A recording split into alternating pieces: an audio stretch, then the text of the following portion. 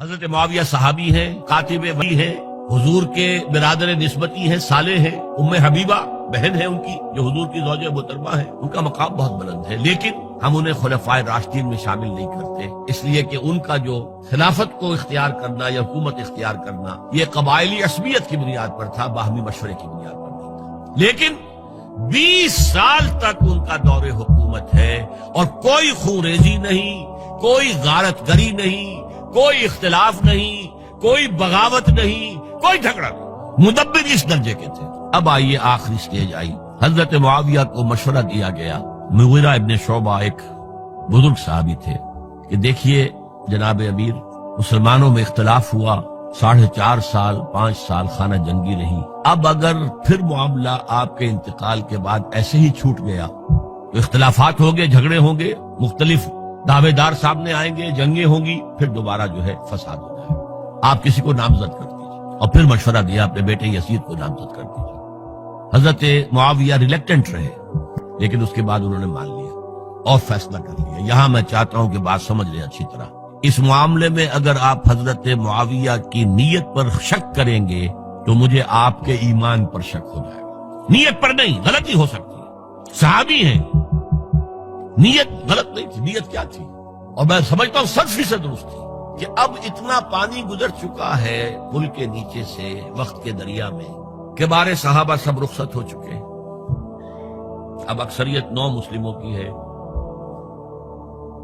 عصبیتیں بھی ہیں، قبائلی عصبیتیں ختم تو نہیں ہوئی،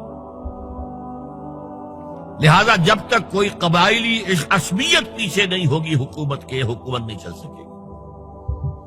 یہ ابن خلدون کا لفظ ہے، عصبیت، کوئی چیز جو جوڑے آپ کو۔ تو دینی عصبیت اب کمزور پڑ گئی ہے، اس لیے کہ حضور نے جن کو تربیت دی تھی وہ اب گئے، اکثر و بیشتر گئے۔ اب اگر ایسے ہی چھوڑ دیا گیا اور کوئی قبائلی عصبیت پشت پر نہ آئی تو پھر خانہ جنگی ہوگی، 5 سال تک ہوئی۔ اس بنا پر انہوں نے اسے صحیح سمجھا۔ آپ اختلاف کر سکتے ہیں، صحابہ کی رائے سے اختلاف ہو سکتا ہے، لیکن آپ ان کی نیت پر شک نہیں کر سکتے۔ بہرحال واقعہ کیا ہے تاریخی اعتبار سے کہ یہ 10ویں سال میں نامزد کر دیا یزید کو اپنے بعد خلیفہ کے لیے، ولی عہد۔ اس وقت تقریباً سب نے بات مان لی سوائے 5 افراد کے۔ وہ 5 افراد بہت اہم تھے، بہت اہم۔ ابو بکر اہم ترین آدمی تھے، ان کے بیٹے عبد الرحمن ابن ابو بکر۔ عمر نمبر 2 تھے، عبداللہ ابن عمر۔ زبیر عبداللہ ابن زبیر۔ عباس عبداللہ ابن عباس، اور حسین ابن علی۔ حضرت حسن کا انتقال ہو گیا تھا۔ اہل تشیع کا کہنا یہ کہ زہر دیا گیا، واللہ اعلم، میں کچھ نہیں کہہ سکتا، میں کوئی تاریخ کا محقق اس معنی میں نہیں، میں موٹی موٹی باتیں جانتا ہوں۔ بہرحال انتقال ہو گیا تھا، 5 آدمیوں نے نہیں مانا، لیکن دیکھیے یہ تھی تدبر کی بات حضرت امیر معاویہ کی۔ کوئی دباؤ نہیں ڈالا، کوئی جبر نہیں کیا، کوئی کسی کو نقصان نہیں پہنچایا کہ نہیں مان رہے تو یہ کر دیں، نہیں۔ دیکھیں گے جب وقت آئے گا۔ جب وقت آیا حضرت معاویہ کے انتقال کے بعد، اب ایک صاحب جا چکے تھے، حضرت عبد الرحمن ابن ابی بکر فوت ہو چکے، اب 4 رہ گئے، 3 عبادلہ، عبداللہ ابن عمر، عبداللہ ابن عباس، عبداللہ ابن زبیر، ایک حسین ابن علی رضی اللہ تعالی عنہم اجمعین۔ جب بیعت ہو گئی یزید کی تو اب ان کے درمیان اختلاف ہوا۔ یہ بات اچھی طرح سمجھ لیجئے، تاریخی حقائق، موٹے حقائق کو چھوڑ کر باریکیوں میں جب پڑھتے ہیں تو معاملہ غلط ہو جاتا ہے۔ موٹے حقائق کو سمجھیے، جیسے کہتے ہیں میکرو اکنامکس اور مائکرو اکنامکس۔ میکرو ہسٹری جو ہے، 2 ایک طرف ہو گئے، 2 ایک طرف ہو گئے۔ عبداللہ ابن عباس کی رائے ہوئی کہ اگرچہ یہ غلط کام ہوا ہے، یہ قیصر و کسریٰ کی سنت پر عمل ہو رہا ہے، لیکن یہ ایسی بڑی بات نہیں ہے کہ خونریزی شروع کر دی جائے اور امن و امان ختم ہو جائے۔ یہی بات عبداللہ ابن عمر کی ہو گئی، یہ دو تو یکجا ہو گئے، مصلحت کہہ لیں جو بھی سمجھے، لیکن نیت پر حملہ نہیں کر سکیں گے آپ۔ دیانتاً انہوں نے یہ سمجھا کہ اب جب کہ ہو گیا معاملہ تو ٹھیک ہے، حرام مطلق تو کہیں نہیں لکھا ہوا قرآن کے اندر کہ بیٹا نہیں ہو سکتا، کہیں نہیں لکھا ہوا۔ بہرحال ان دو کی رائے یہ ہوئی کہ اگرچہ کام غلط ہے لیکن اتنا غلط نہیں ہے کہ اس کو چیلنج کیا جائے اور اس سے جو ہے خانہ جنگی شروع ہو جائے اور فساد شروع ہو جائے۔ دو کی رائے یہ ہوئی کہ نہیں، we have to challenge it come what میں۔ عبداللہ ابن زبیر، حسین ابن علی رضی اللہ تعالی عنہما یا عنہم، تو یہ دو علیحدہ، ان دو میں اب اختلاف ہوا۔ عبداللہ ابن زبیر کی رائے یہ تھی کہ یہی مقیم رہو مکے میں، حجاز میں، مکے اور مدینے میں، یہاں سے ریزسٹنس موومنٹ ہم شروع کریں گے، کیونکہ یزید کی خلافت تو دمشق میں تھی، بہت دور۔ حضرت حسین کو خطوط آ رہے تھے کوفے سے، کوفہ حضرت علی کا صدر مقام رہا تھا، اور جن سبائیوں نے فتنہ پیدا کیا تھا حضرت عثمان کے خلاف وہ بھی وہیں آباد تھے۔ انہوں نے خطوط کا تاطا باندھ دیا، آپ آئیے ہم آپ سے بیعت کریں گے اور کھڑے ہوں گے اور مقابلہ کریں گے اور اس یزید کی حکومت ختم کریں گے۔ ڈاک کے تھیلے بھرے ہوئے حضرت حسین نے فیصلہ کیا کوفے جانے کا، بہت روکا۔ عبداللہ ابن عباس بہت ان سے بزرگ تھے عمر میں، اور ویسے بھی ایک اعتبار سے نانا تھے، ایک اعتبار سے پڑدادا تھے۔ حضرت عبداللہ ابن عباس حضور کے چچا زاد بھائی تھے تو نانا ہو گئے کہ نہیں؟ حضور نانا تھے کہ نہیں؟ اور حضور کے چچا تھے حضرت عباس، ان کے بیٹے ہیں۔ تو اس اعتبار سے حضرت علی رضی اللہ تعالیٰ عنہ کہ کیا ہو گئے چچا؟ بہرحال میں کچھ گڑبڑ کر رہا ہوں اس وقت۔ وہ دوڑتے جا رہے تھے کہ حسین خدا کے لیے مت جاؤ، خدا کے لیے مت جاؤ، یہ کوفی تمہارا ساتھ نہیں دیں گے، الکوفی لا یوفی، کوفی وفا نہیں کرتا وعدہ، اور خدا کے لیے اگر جانا ہے اپنے گھر والوں کو یہاں چھوڑ دو۔ بس حضرت حسین پر رضی اللہ تعالی عنہ جو ایک کیفیت تھی، انہوں نے سب باتوں کو نظر انداز کیا۔ وہاں ہزاروں لوگوں نے مسلم بن عقیل جو حضرت حسین کے نمائندے کی حیثیت سے پہلے گئے تھے، ان کے ہاتھوں پر بیعت کیا، وہ خطوط آ رہے تو اور بھی بات پختہ ہو گئی۔ ابھی راستے ہی میں تھے کہ پتہ چلا کہ ابن زیاد گورنر بن کر آیا ہے، اور اس نے جو وہاں پر تشدد کیا ہے اور ڈنڈا برسایا ہے، سب بیعت توڑ کے گھروں میں چھپ گئے، اور مسلم بن عقیل جو ہیں وہ بے یار و مددگار شہید بھی کر دیے گئے۔ حضرت حسین نے ارادہ کیا کہ واپس ہو جائے مدینے کی طرف۔ اب مسلم بن عقیل کے بیٹے جو ہیں، وہ عرب کی ایک غیرت ہے، ایک آنر جسے آج کل کہتے ہیں، ہم اپنے باپ کا بدلہ لیے بغیر نہیں جائیں گے۔ اور حضرت حسین کی شرافت اور ضرورت، یہ لوگ میرے ساتھ آئے تھے، میرا ساتھ دے رہے تھے، اب میں ان کا ساتھ کیسے چھوڑوں؟ بہرحال وہ حادثہ فاجعہ ہو کر رہا، اور اس میں سب سے بڑا سبب جو بنا ہے وہ میں چاہتا ہوں جس کی طرف کسی کی نگاہ نہیں گئی۔ افسوس یہ ہے کہ میرا اس پر جو کتابچہ ہے سانحہ کربلا وہ آؤٹ آف پرنٹ تھا، کوشش تھی کہ آج یہاں وہ پیش کیا جاتا، مختصر ترین، لیکن آپ دیکھیں گے کہ کلیئر ہو جاتی ہے ہسٹری۔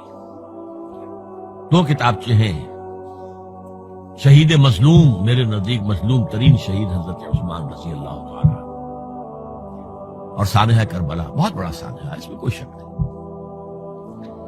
حضرت حسین کا صبر اور مصابرت اور استقلال اور شجاعت، یہ مثالی ہے تاریخ کے اندر۔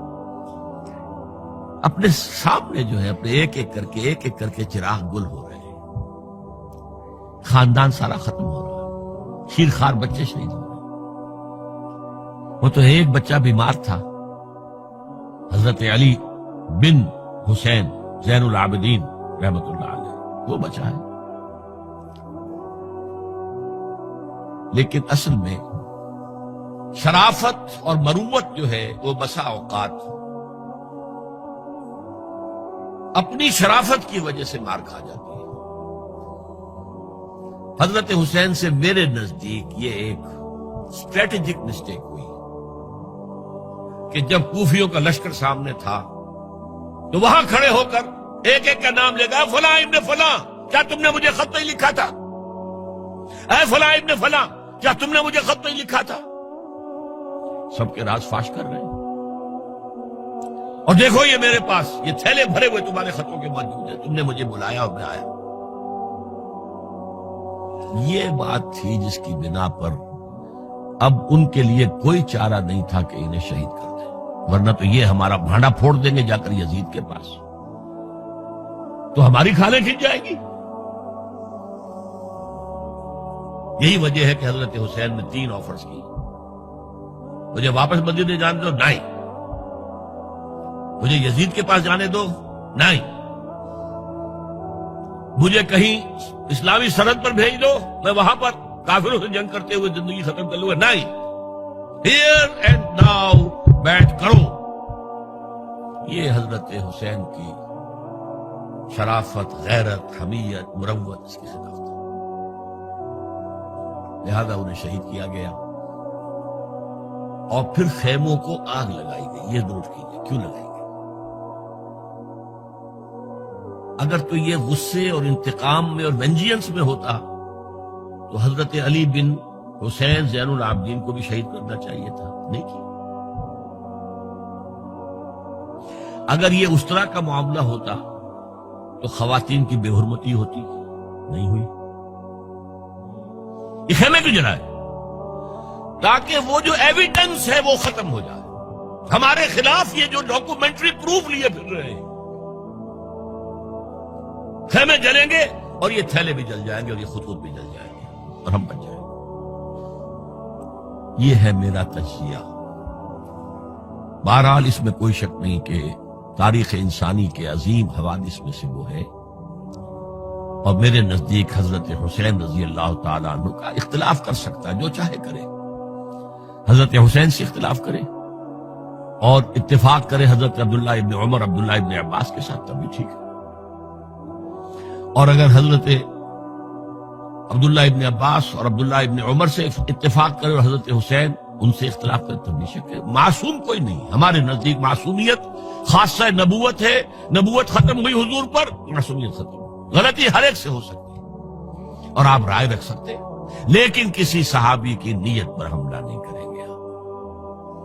صحابی کی نیت پر حملے کا مطلب کیا ہے کہ محمد صلی اللہ علیہ وسلم تزکیہ نفس نہیں کر پائے، یہ ریفلیکٹ کرے گی حضور کی اس پوری کی پوری جد و جہد پر کہ شخصیت سازی نہیں کر پائے محمد صلی اللہ علیہ وسلم، نہیں، معاذ اللہ ثم معاذ اللہ ثم معاذ اللہ۔ بہرحال یہ ہے تاریخ کے اعتبار سے ہمارے ہاں جو عظیم ترین ذی الحج کے مہینے میں حضرت عثمان شہید ہوئے تھے، 28 ذی الحج کو حضرت عمر پر حملہ ہوا تھا، 1 محرم کو ان کی شہادت ہوئی تھی، 10 محرم کو یہ سانحہ کربلا پیش آیا تھا۔ یہ ہماری اس ابتدائی تاریخ کے اہم لینڈ مارکس ہیں جنہیں ہم شہادت کے نام سے جانتے ہیں، لیکن میں اب پھر دوبارہ کہوں گا یہ اللہ کی راہ میں قتل ہوئے ہیں۔ وَلَا تَقُولُوا لِمَنْ يُقْتَلُ فِي سَبِيلِ اللَّهِ أَمْوَاتٌ بَلْ أَحْيَاءٌ وَلَكِنْ لَا تَشْعُرُونَ وَلَا تَحْسَبَنَّ الَّذِينَ قُتِلُوا فِي سَبِيلِ اللَّهِ أَمْوَاتًا بَلْ أَحْيَاءٌ عِندَ رَبِّهِمْ يُرْزَقُونَ۔ لیکن وہ شہادت علی الناس کی ذمہ داری جو مجھ پر اور آپ پر ہے، حضرت حسین کو یاد کر لیں، حضرت عثمان کو یاد کر لیں، ان کے لیے کوئی رنج اور غم کا اظہار کر لیں، اس سے کچھ حاصل نہیں ہے۔ حاصل تو یہ ہے کہ شہادت علی الناس کی تیاری کیجئے، اپنی ذاتی زندگی میں آج سے گواہی دیجئے اللہ کے بندے ہونے کی، اپنے عمل میں، اپنے قول میں، اور کوشش کیجئے کہ مل جل کر اس ملک کے اندر وہ نظام برپا کرے کہ جو شہادت علی الناس دین حق کے ایک کامل نمونے کے طور پر دنیا پر حجت قائم کر دے کہ دیکھ لو اپنی آنکھوں سے، یہ ہے وہ دین حق جو محمد لے کر آئے تھے۔